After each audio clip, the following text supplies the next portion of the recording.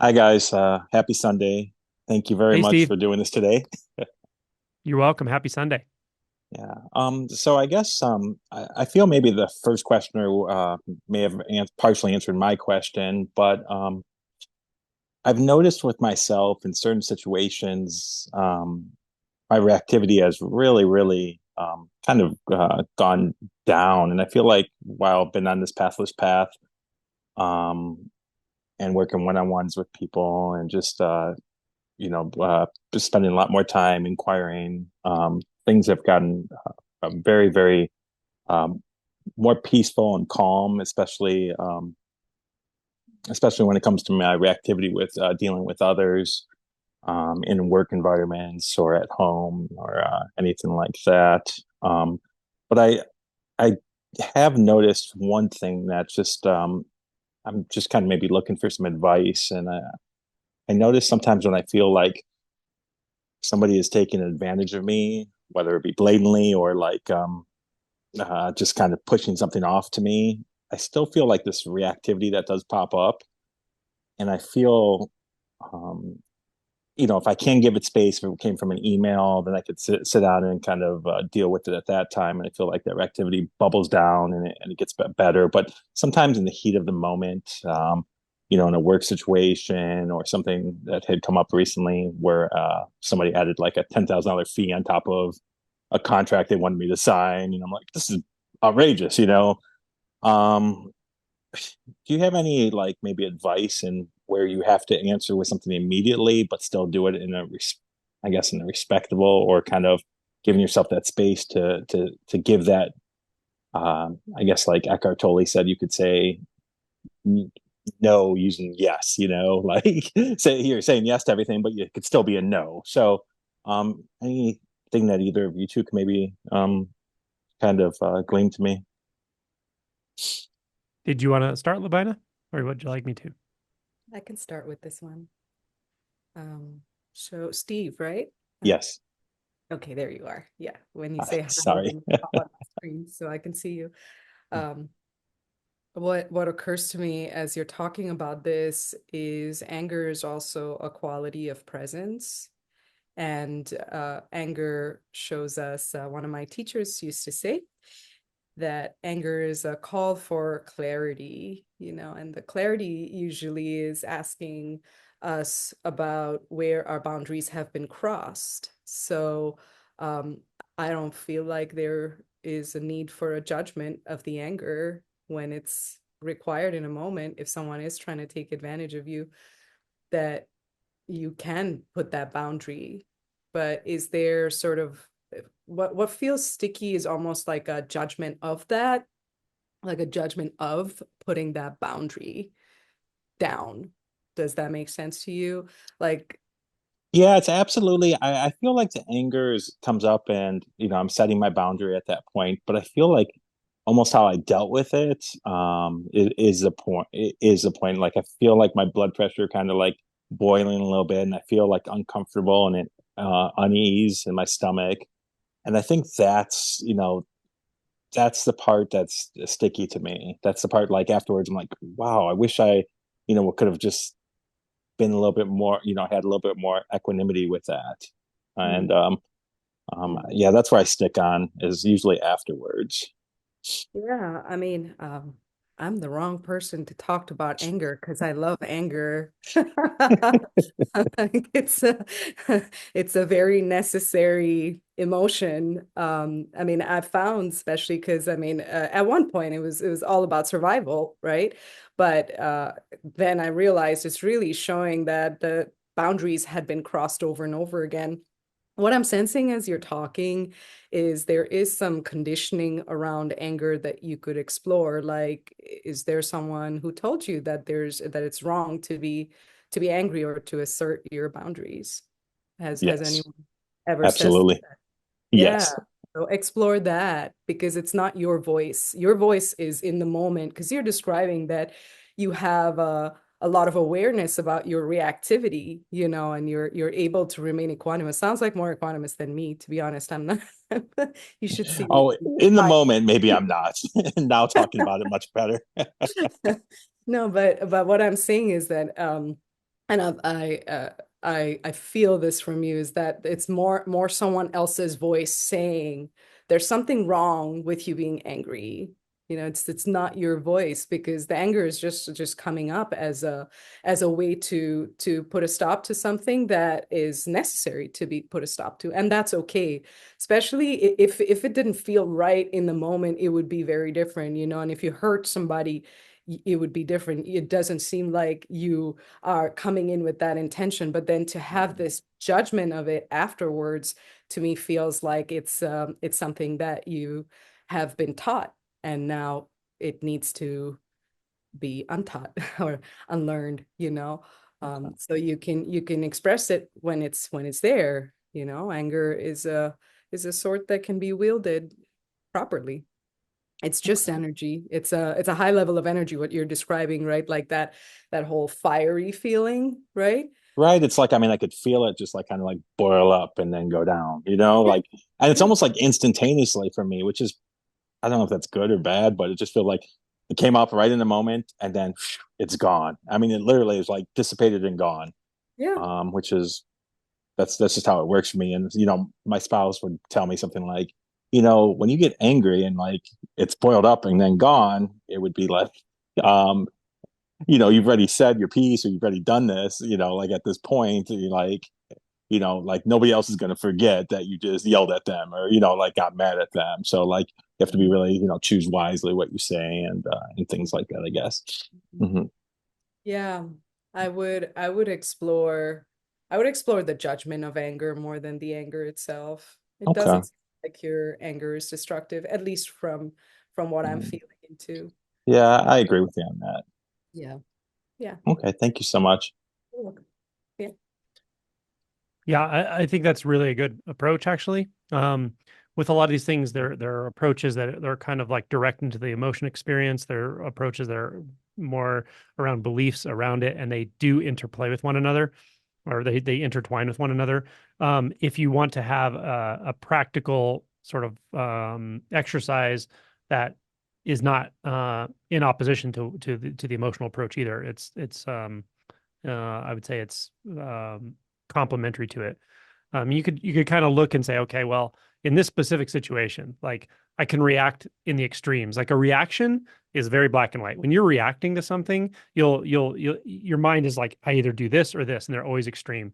I either roll over and sign this thing and just be a mouse about it, and I sign this $10,000 part of the contract I didn't want to, and I never confront the person. That's one extreme. The other extreme is like, hey, you're trying to put this in, fool me, and like I'm not going to sign it, and like how dare you? You're not going to do either of these, but those are the extremes, right? And Right. then it's like, and then there are shades in the middle for sure, right? There's on one end, it's kind of like, well, I can't sign the contract in good conscience, but I'll, whatever, I don't know. And then on the other end, it's kind of like, hey, I'm not sure why this is in there, but I can't sign it. And, I really appreciate if you would let me know before you change contracts, before you send them to me. Right. And there's still a spectrum there.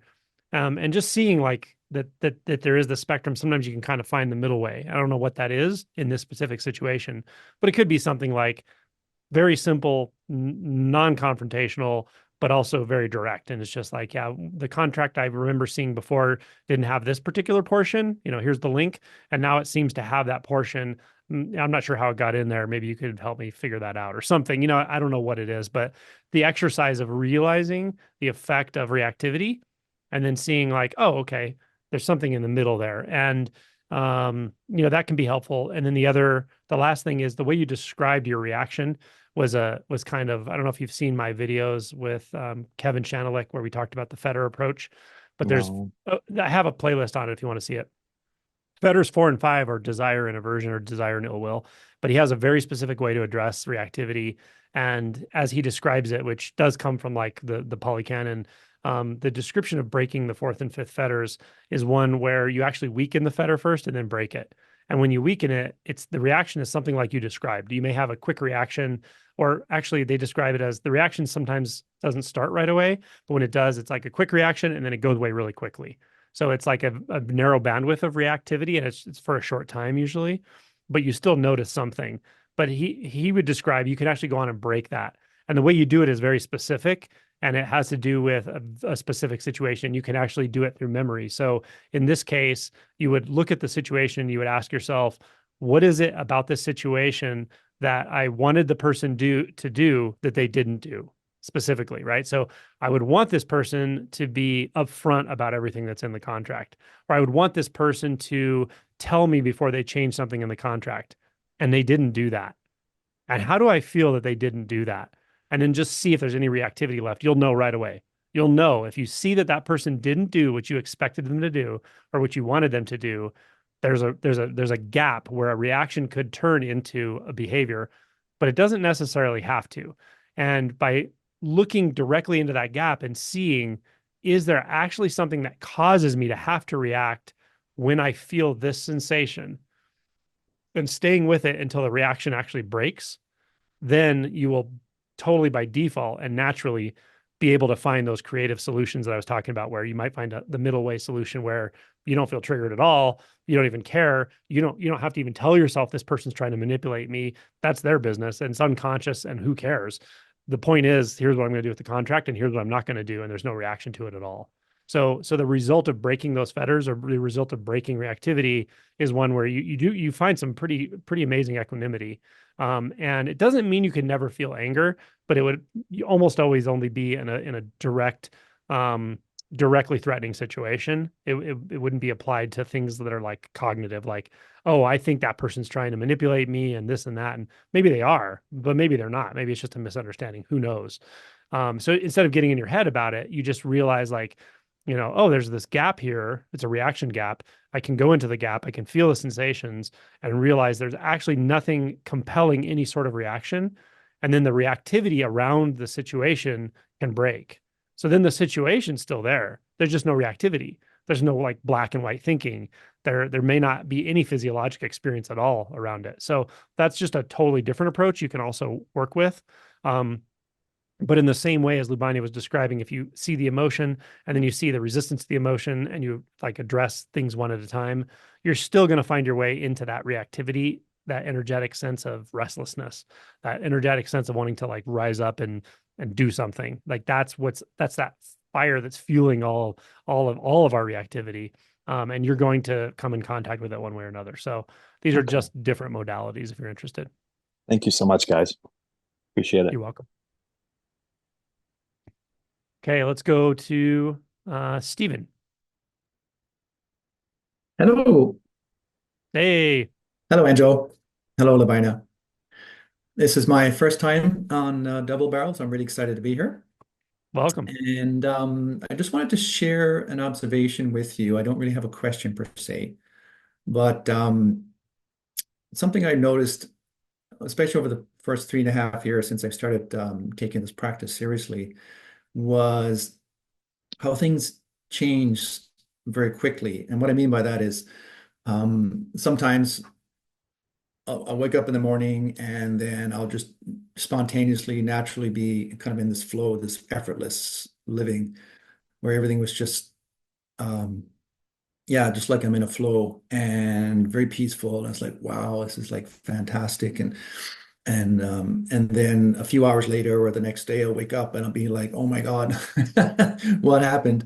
It'll be a real struggle, a lot of resistance, a lot of frustration, and this just repeats itself over and over and over. And I think for the first 3.5 years, I was still surprised when after a few days of kind of this equanimity or this effortlessness, and then all of a sudden to be inundated with or to be really caught up in thoughts and to really feel resistance as if, well, why is this happening? This shouldn't be happening, right? Yesterday it was great. Like, why is it not great today?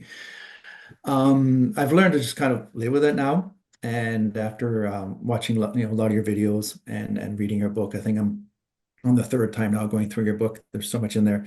Um, um, that it's not a surprise so much anymore. And I don't look at those kind of bad days as being a negative or something that shouldn't be happening. So, and when Lubaina talked to Frederico initially at the start of the video there, and when she talked about how to deal with frustration, that really resonated with me. And So I think for me, that's a really good takeaway on those days. Yesterday was such a day, and so moving forwards, yeah, I think that's something I can really use, and I think was a very good guidance on her part. Lubaina, any reflections? Yeah, I think similar to what I said to Frederico and also Didier, Stephen, right? Was that Stephen? Yes. Yeah, now you're on my screen. So it feels like I'm talking to you. Um, Similar to what I said to those two guys, it feels like there's this sense of almost that presence means peace Yeah. and ease and flow. Uh, Hmm.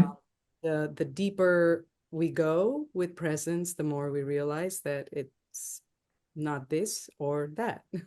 Now I sound annoying, but it's really just embracing whatever is arising and knowing that what arises will pass away. Yeah. And that's compassion. Anything that arises passes away, right? So Yeah. I think you kind of like intuitively felt into it is what I was sensing, you know. And maybe there might be some beliefs to explore, perhaps around Hmm. like why there's a preference. I mean, the preference thing is a sticky one too, and it takes time to even notice it. And then the one last thing I would add is the thing about like, oh, there's just like flow and the thoughts. Then the thoughts come and the thoughts, oh, now I'm like in a quote unquote bad experience, right? Or frustrated, right? I think really the thoughts don't need to stop. I think that the Right. thoughts don't need to, language is just weird. Um, Thoughts don't need to go anywhere. It just knowing that they're thoughts is enough because that's clearly seeing them for what they are. Right. Nothing like they just come out of nowhere and recede back. And there's this almost this sensation that you wanna grasp. It's Hmm. almost like a desperate way of trying to construct something that makes sense, and the self can keep selfing. But if you start to see it like that is just coming and going, and the thoughts are just another sense, like the other senses. Yeah. When Yeah. it starts to feel like that, I think also the consciousness playlist, I think it's called, on Angelo's YouTube channel might be helpful as a practice for you, because I find that very helpful when I have days like what you're describing, to just sit in unbounded consciousness and allowing all of it to just flow, and then the grasping is seen for what it is. Even that is presence. Even the grasping and wanting is presence, and will arise and will pass away. Absolutely. And actually, it was from Angelo's videos that I really got that sense, and especially in the last few weeks, that the thoughts are not a problem. It's just something that's happening in this moment, right? Just like the frustration and like everything else, and that everything that's happening right now is really presence, right? And to have the ability to recognize that and then just go with it and not think of it as a problem. And that's really helped a lot. And yeah, so I just wanted to kind of share that with you. What you said just hit the nail right on the head. It's yeah, I feel you. yeah. Thank you so much. Yeah, I don't have a lot to add. I think my impression from just listening to you the first time was that your orientation to practice is mature. Your orientation to presence is mature. And I'll just reiterate, presence is always the case. You don't have Yes. to find it. It doesn't come and go, and it comes in every form. So it comes in the Yeah. form of frustration or resistance or whatever. And in those moments, that's it. Just show up. Feel it, feel it. That's it. And I also wanted to point out, this is not just for you, actually, for anyone listening.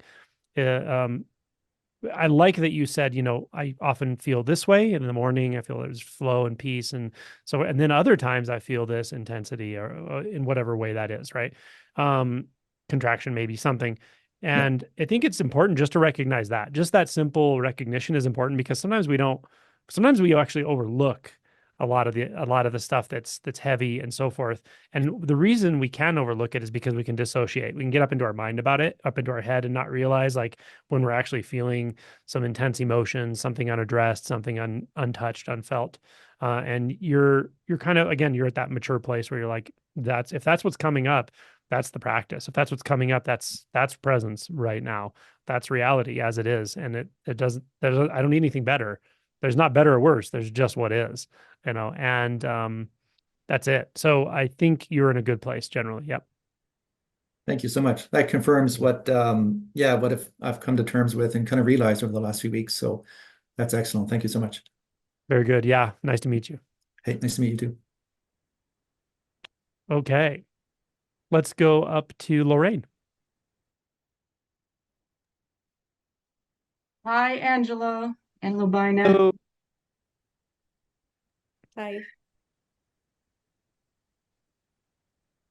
So I'm I've been seeing the identity, the ego, as a very much an attachment that I have to being the helper.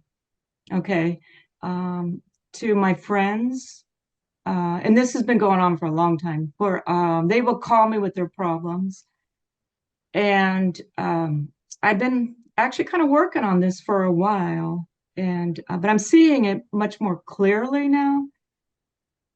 And like I said, there's an attachment, and then there is some self-abandonment there when I'm with uh, another and listening to their problems and so on.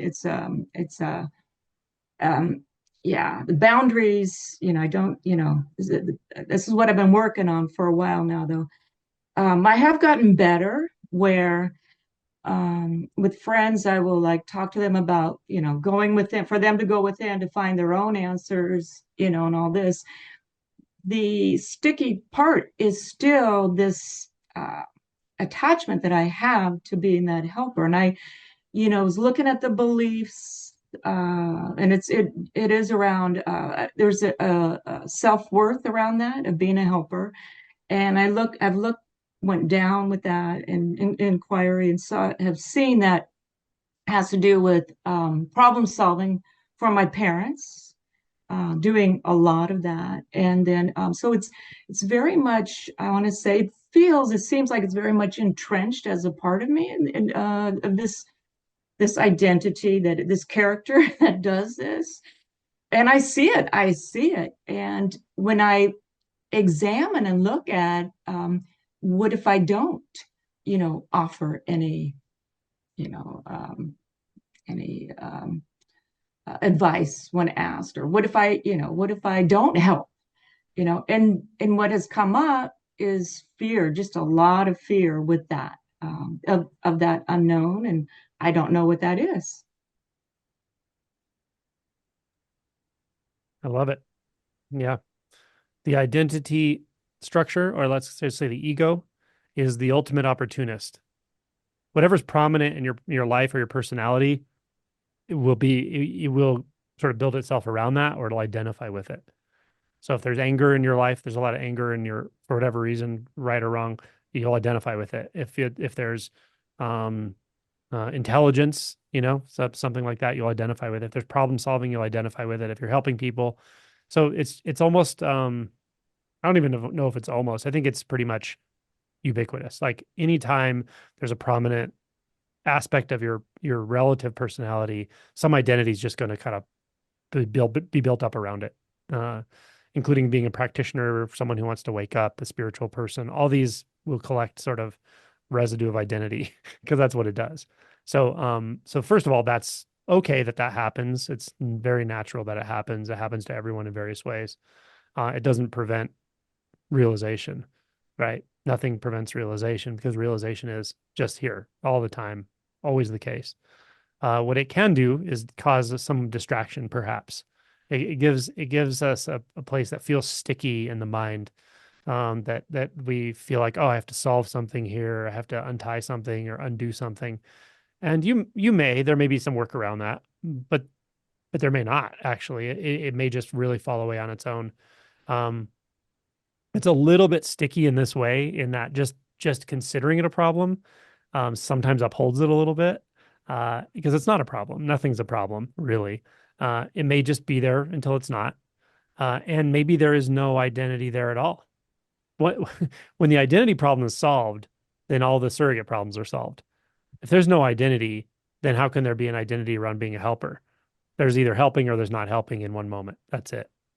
Right. And the relative conditions that sort of move what we're calling your life aren't out of your control. They're just what's happening, you know? So you may be a helper and then that may stop or it may increase, but there's no identity around that. That's not you. It's not who you are. You're not in control of it. You don't have to manage it. So if there feels like something sticky around it, something heavy, something that feels like identity, great. Look right there. Feel right into it. Feel right into it. And when you feel into it, what happens is what you described is like you see pretty quickly, oh shit, who am I without this identity? Not without the helperness, the helpingness or the being a helper. That's neither here nor there. That's just what's happening. It's the identity. Like what you're really looking at, what you're really confronting is, who am I without the identity? Well, who am I without the identity? Well, that's kind of a funny question, right? But it's a good question. It's a good question to ask. Look at where it leads you experientially. Look at what it leads you to. And it may be very intense fear. It may not. It may be anger. It may not. It may be shame. It may not. It may lead you into a sense of oblivion or something. Who knows? But it does lead you to realization. It leads you to a place of truth, and it leads you beyond the false identity. So whatever leads you to confronting the identity structure directly is good. And that's what this is. So yeah, I wouldn't worry so much about the maybe practicalities or details of being a helper as much as I would of what does it feel like to identify with that? Because there's other things you probably identify with as well. I don't know what your situation is in life, but you may be a partner, you may be a mother, you're a daughter, of course, and all these things. You may be a bank accountant, you may be this or that. Look at the other ways that the identity structure seems to like cling on to just narratives.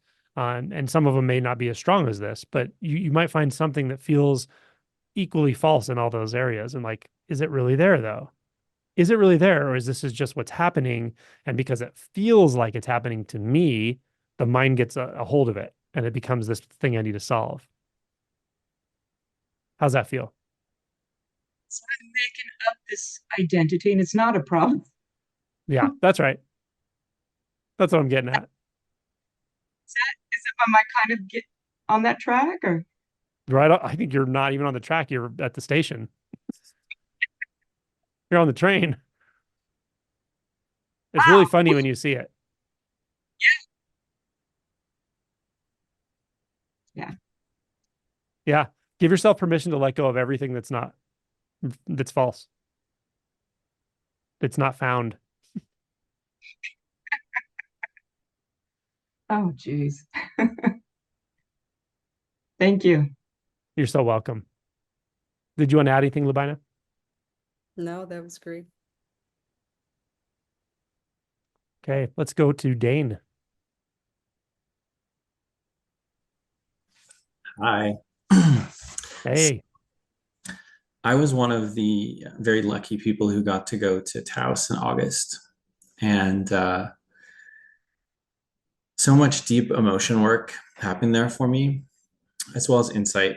It was really big. And I came home from that and life started again. I went back to work and kind of just back into the normal routine. And a few weeks ago, I started to realize that I was in this like mode of extreme distraction. Like I'm not using substances or anything like that, which has been part of my history, but like looking at my phone for hours or like just going to the fridge for no reason, like all these little things that I still use were just like amped up to 11, and it was almost comical. And I realized that it's like, oh, there's something here that I'm not looking at. There's something that really feels kind of big. And so I just sat down and said, I'm ready to see whatever I need to see.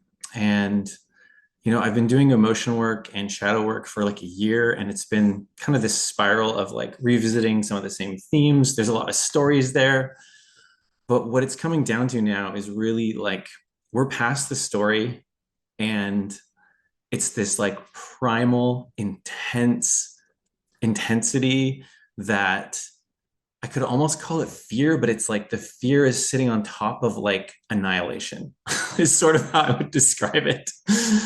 And so, I kind of have heard you answer this for people so many times before, and I've watched videos like the one you just put out about beliefs when emotions are strong over and over again. I guess I'm just mostly looking to be seen and to find out if you have any tips for this place of just, I can go right there and I can be with it, and then like a thought comes and all of a sudden I'm like in the kitchen in the fridge or something, and it's like I know where to go, but I just can't quite lean into it or something. Beautiful. Okay. Hey, Lubaina, do you have anything to say to this? I'll let you start. Okay. Yeah. So we did a lot of work. Well, you did a lot of work at the Taos retreat, and that's great. And you clear out a lot of obstruction by doing that. You clear out a lot of resistance. You clear out a lot of repression. And then what happens is the other shoe drops. Often, not uncommon, that a lot of repressed material that's even deeper than what you kind of touched into is just suddenly like it's the anchors holding it there aren't there anymore, and it just comes to the surface, comes into consciousness, and it can have all kinds of effect. It can have the effects of a lot of distraction. It can have the effects of um, like very intense emotions. It can have you feeling like you're describing kind of being on the verge of just complete oblivion. But I'll say this: no matter what the subjective interpretation of the process that I'm describing is for you, or how it's playing out, really doesn't matter. It's just playing out.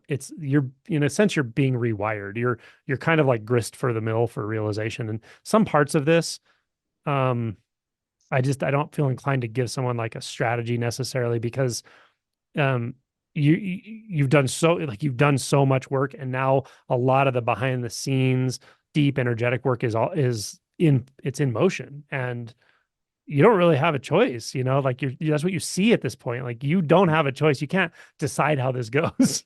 And there are also, even in deep realization, everyone can attest this. I can, Lubaina can.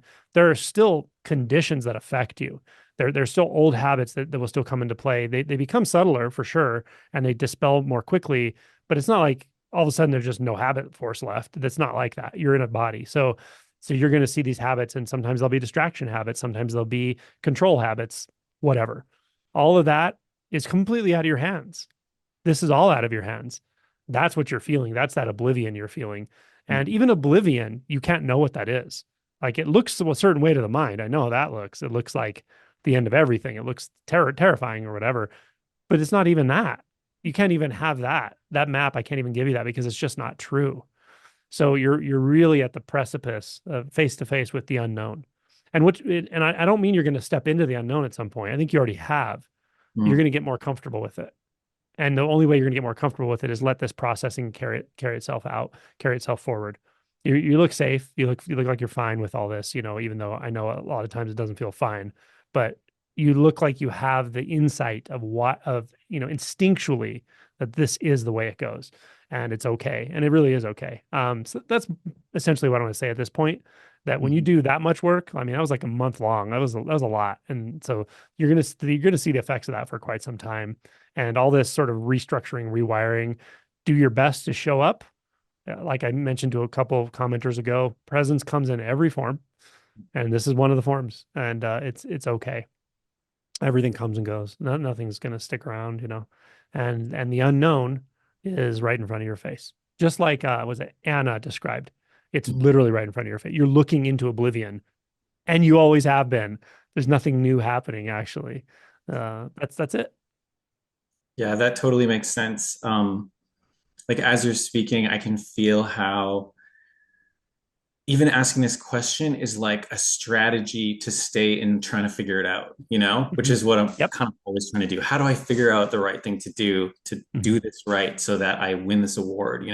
That's right. And And you're not even doing that. You're not even doing that. right, right. Literally a collection of causes and effects.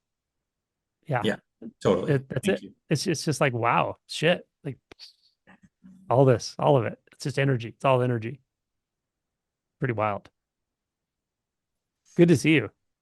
Good to see you. Thank you. Yeah. Lubaina may have something or not.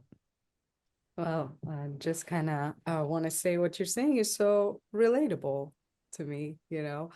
My thing usually is disappearing into the world of sitcoms. Oh That's yeah, I used to. what I like to do. Um, but really, at one point, you sense like I think it's this sense of restlessness that really just is trying very hard to keep going something that's gone, and it doesn't feel nothing feels really familiar anymore, and you're like grasping for something familiar, and you're like, okay, habits, right? That I can do.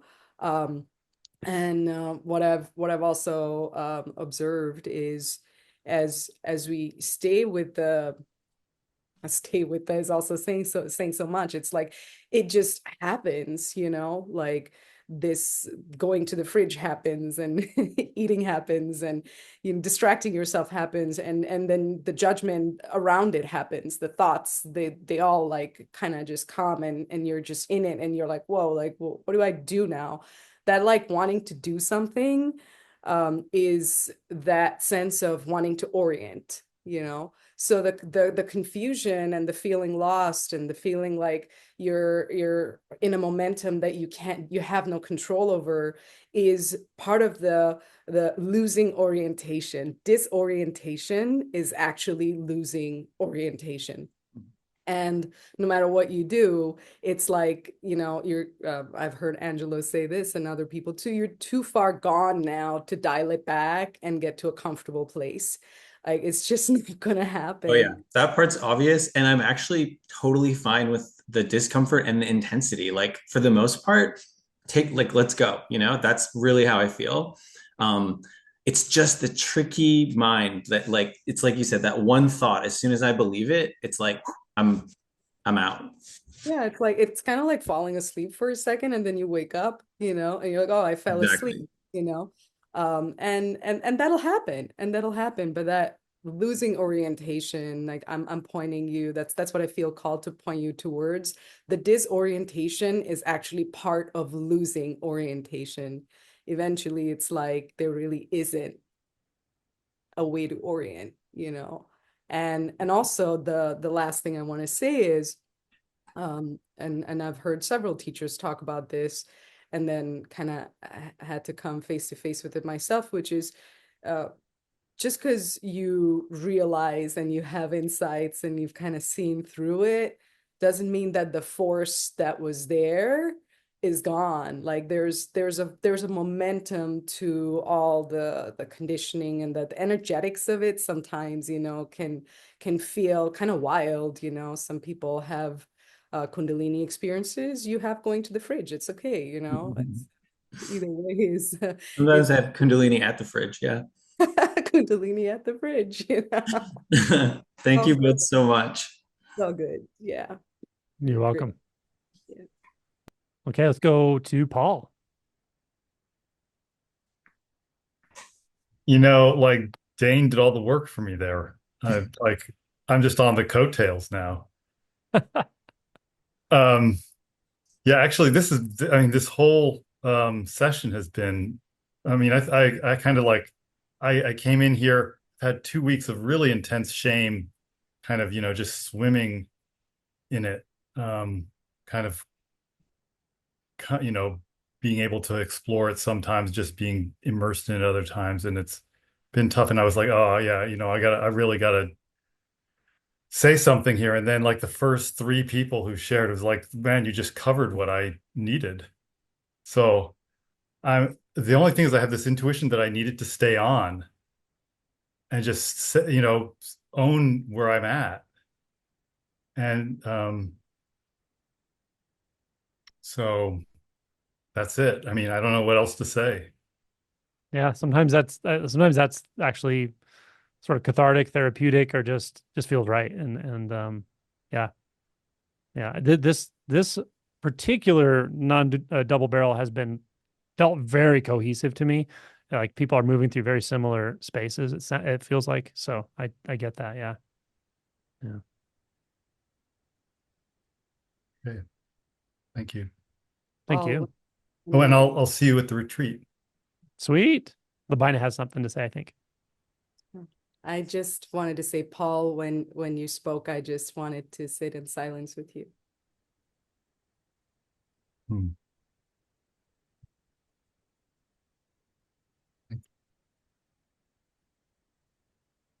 Thank you. Right. How's it going? Good. Good to see you. Yeah, you too.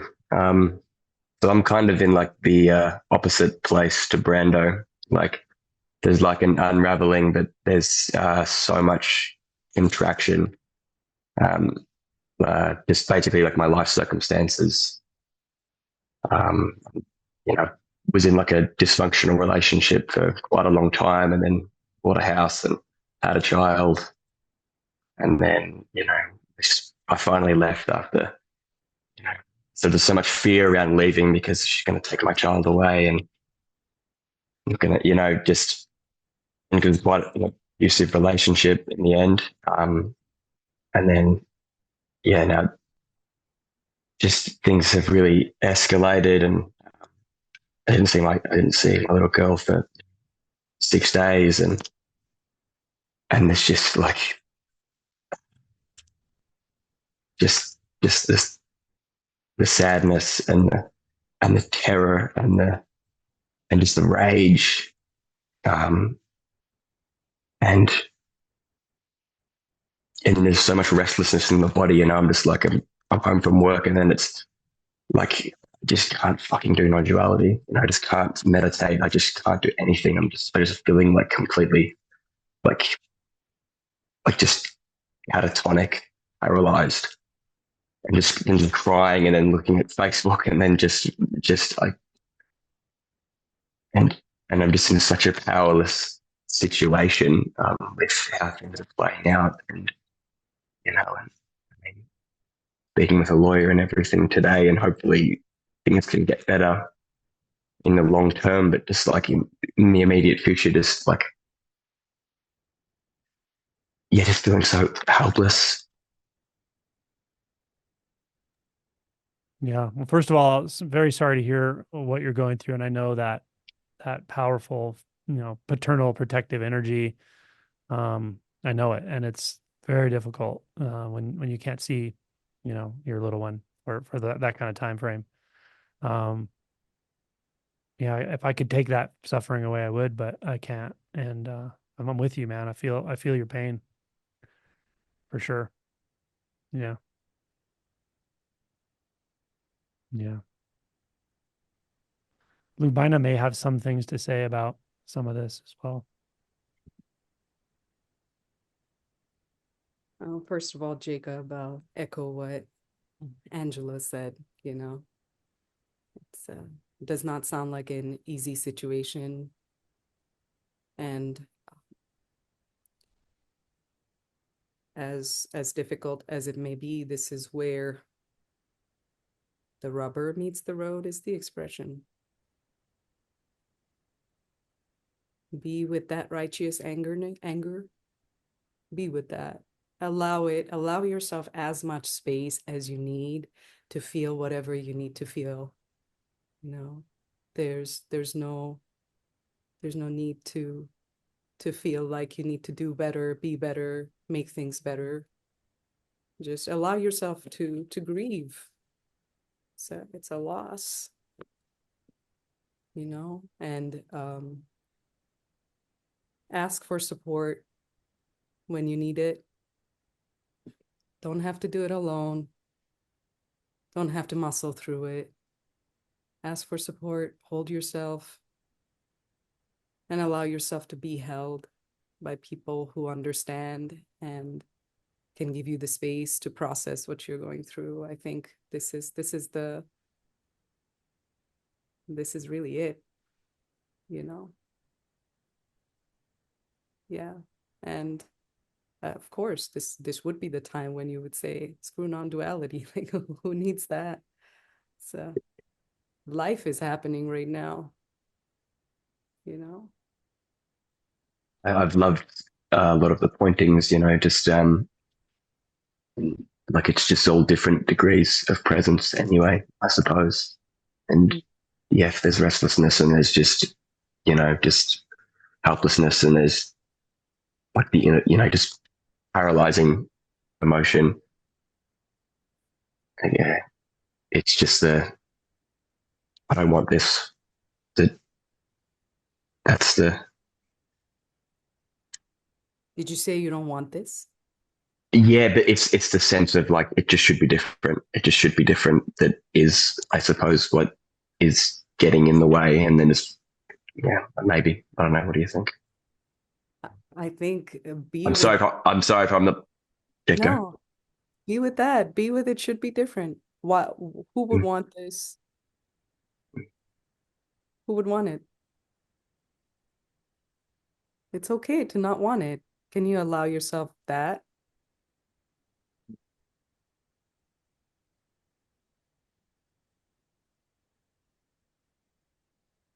It's okay to want things to be different and better. Waking up doesn't make life stop. Life is pretty relentless. Now things have just gotten exponentially worse. Mm, yeah, And that's. I mean, yeah. One thing at a time, as much as you can, you know. Handle what you need to handle and give yourself a lot of space and support. Yeah, I think just around not being so hard on myself. I think that's, just should be more spiritual, should be more just, why aren't you doing TRE? Why aren't you meditating? You know, just just can't. I just can't. There's no need to. There's a time and place for practice, and there's a time and place for just taking care of yourself and your needs without trying to grab it with how it should be or shouldn't be. It's okay. Feel the upsetness, you know. I would say, I think I talked about circling one other time, but like finding a safe place again where you can have expression is very important at times like this, I would say. I've got an amazing circle I go to. I just couldn't go last night too much. But yeah, generally, like in terms of like emotional support, I'm pretty Yeah, overflowing. So that's good. great. Yeah, I mean, it doesn't have to be circling, it can just be a friend. Mm, mm. Mhm. You can hit me up if you want. Thanks. I appreciate it. Take care of yourself. Thank you. Jacob. Yeah, I was going to suggest, hopefully you can contact Lubaina. She'll be a good resource for you here for sure. If you're interested. I have a few things to say. One is what she pointed to is very important. Like you have to give yourself permission for everything that's happening here as a result of the conditions to be exactly as it is. Meaning you're not going to like it. There's nothing you shouldn't like this. There's no should. All shoulds go out the window with situations like this. They just go out the fucking window. Like you're going to second guess yourself. You're going to judge yourself. That's going to happen. You're going to feel shame. You're going to feel guilt. You're going to feel parental guilt. You're going to imagine it's different and then kick yourself for imagining it's different. And you realize there's no way to make it different, and you're going to be frustrated. Like all of that's going to happen, and it's okay. It's totally okay. Uh, don't judge yourself so much maybe for, not meditating, not doing this practice and that practice, because the best practice you can do right now is the practice you don't choose. It's what life puts upon you, like it or not. That's what happens. Disruptions, like for me, the biggest shifts were all around disruptions, big disruptions, feeling like you feel right now. That's what shifted things for me. So maybe not everyone's like that, but for me, it definitely was. But the way it works is not the way you want it to work. And nothing's going to go the way you want it to go right now. Um, and the mere fact that it's not going the way you want it to go, it's opening up something to show you. And the way you'll see that is to stay with the experience fully. Just as Lubaina said, one thing at a time, like literally one footstep at a time. If you have to get up and walk to the refrigerator, that's what you have to do. Do that. That's it. That's the lesson. Then you have to make a call that's going to be a hard phone call to make around the situation. You just have to make that one phone call and just feel what's there, feel what that's showing you. Just be open to it. Don't record it mentally. Don't worry about what it is or whether it's a shift. Just be open. Just tell yourself, okay, I can be open to whatever this needs to show me. And it's showing you something. It's just energetic. There's something happening underneath all of this, I promise. Even if it's completely opaque and it doesn't seem like anything fortuitous is occurring, it is. It's just in the most uncomfortable way. Sometimes the realization happens in the most uncomfortable way, and it just corresponds with life situations that are extremely uncomfortable. And in one sense, they're more uncomfortable because you're not using the running away strategies as much as you probably would have 10 years ago or whatever. And because you can't, like you can some, but you can't nearly like you used to, right? So it's even more uncomfortable in some sense, but it's showing you something. And I'll give you a hint. What it's showing you is a certain kind of letting go. It's not the kind of letting go you can choose. You cannot choose this kind of letting go, but it is available, and it's available right now. And it's a kind of letting go where you can kind of let go of everything. And at the same time, you'll still take care of your responsibilities. The mind will be terrified of this. Oh my God, if I let go of everything, then I won't take care of my daughter. I won't take care of the situation. I won't take care of the divorce. I won't go to work, whatever. That's just fear. There's a letting go that's available right here, right in the midst of every grainy piece of this stuff you're going through.